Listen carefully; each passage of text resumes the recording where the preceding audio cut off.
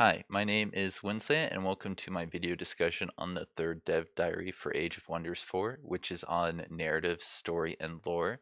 This is one of the aspects of Age of Wonders 4 that I'm most excited to play around with because it sounds like it's going to give us real choice. It's not going to be one of those, oh, you can be a good guy or you can be a bad guy type choices that you would see in older RPG games like Knights of the Old Republic, where you could just be a Sith or a Jedi. This sounds like you're gonna have some real choices where you can decide to be maybe like more of a imperialist or somebody who plays in a smaller nation, or some other variation of choice that isn't just oh be the good guy or be the bad guy. We definitely have some of that in the game with wizards and champions, which makes sense in a fantasy setting. But I think that what they were doing in Age of Wonders Planetfall with the arcology system makes me feel like that they're gonna do some really interesting things with your choices that you make, not just in game, but before you even start a game when you're designing your character. Like for example, if we go down towards the bottom, whoops, I didn't mean to click on that. Um, it has some information about the choices that you might get to make, and one of them was giving you uh, a tyrant knight, which I think may be tied to either like your culture choices or your form choices or something along those lines. That means that not everybody's going to have access to this specific choice. Uh, I think in Planetfall, if you chose like the Promethean secret tech, you might get one more choice on certain events than other people. So that's going to be really interesting to see how that impacts this. Like if you have a certain affinity, you may have a fifth option or a, a sixth option. And I love the look at that. Just since we're here, I wanted to point out that I love that this is a list of options. Kind of reminds me of Fallout 1 and 2, where you could have like 8, 10 options if you really, really wanted to. Fallout 4, as much as I enjoyed aspects of that game, I really felt like the choices were meaningless because you had four tiny little options that you could click on. And I love this way of presenting choice in a game. It actually leads to, I think, more more meaningful choices in the long run. So yeah, let's go back up to the top and go through these one by one. These images are beautiful, aren't they? The art team is just they know how to do how to make good art over there. So they mentioned a few things about how this is similar to this story is going to be built on the stories that they've told in previous Age of Wonders games. I think they mentioned how Athla had to deal with some faction called the Shadowborn, which remind me a lot of the side number in Planetfall. And when they talk about the Void, that reminds me a little bit of Void Tech in Age of Wonders Planetfall. So I see a lot of interesting parallels there, which I'm actually going to have a theory on coming out, I think, next week where we talk a little bit about the Kirko and the Shadow Demons. But that's a tangent. That's not really what we have right here.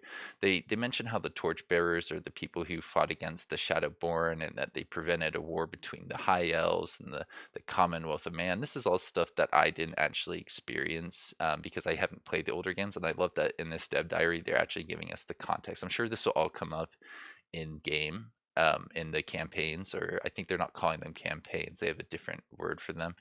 Um, but it's useful for people who are just researching the game just to have the context of what is actually happening in this game.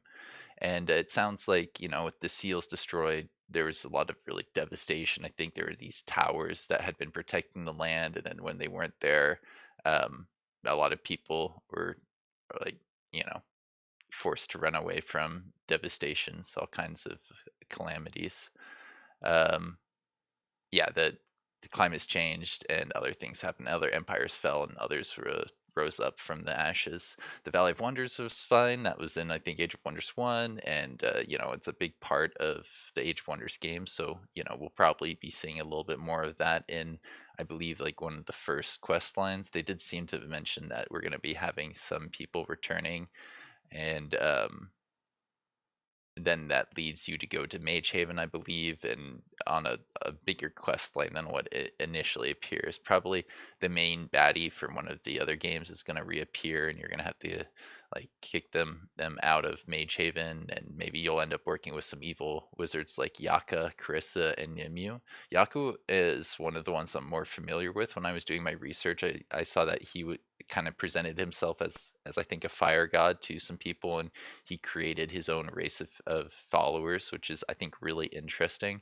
I believe Carissa was always flirting with Merlin, kind of a bit of like a comic relief in serious settings. And Nimue, I think, was one bad guy that got cloned. I don't know much about them, but these are all characters that we should expect to see a little bit of, I think, in Mage Haven, and not necessarily as people you need to fight. They may become unlikely allies um, that you need to work with in order to deal with some unexpected threat from, I think they were calling it like a void that's separate from the Astral Sea.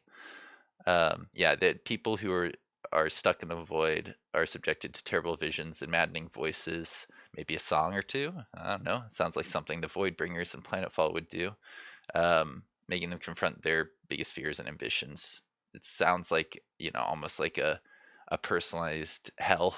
It's just like, okay, I've seen that in other settings, but I think that it's really interesting that they're bringing it into Planetfall now. And yeah, I think next is the Astral Sea, which is kind of like where all the worlds are connected. This allows you to go explore new places. I think in the past it's just been a place where invaders come, and now you get to go be the invader, or you could do some other variation of that where you're not necessarily attacking the people in the new world. You're helping bring, I don't know, magic or something to them, or getting rid of their shadow demons or the corruption or something like that. I mean, from one perspective, that sounds a little bit like an invader, from the shadow demons perspective. Um, so, what else is there in this dev diary other than the Astral Sea? They mentioned the Godir Pantheon, which when I first read about the Godir, I thought it was I thought it was a typo. They mentioned Godirhood, and I was like, is that Godhood? Apparently, this is their new version um, of like the gods of creation. They don't call themselves gods; they just are godlike, and they're immortal. When they die, they go back to, I think, the Astral Sea. Yeah, that's I believe what I read in here. It also, uh, I think they were given some blessed powers or unforetold powers that have to do with their affinities. So we'll be seeing more of that, I think, in future dev diaries. Um, and it basically who anybody who gets there, I believe, becomes, and every new ruler who leaves their mark on a realm can become a member of the Pantheon. So I think it's not a very exclusive group. There's going to be more than you can possibly count, and it's ever expanding.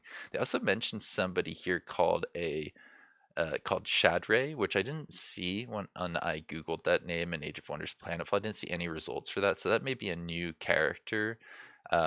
This reminds me of the Torchbearers and the Shadowborn that they were talking about earlier.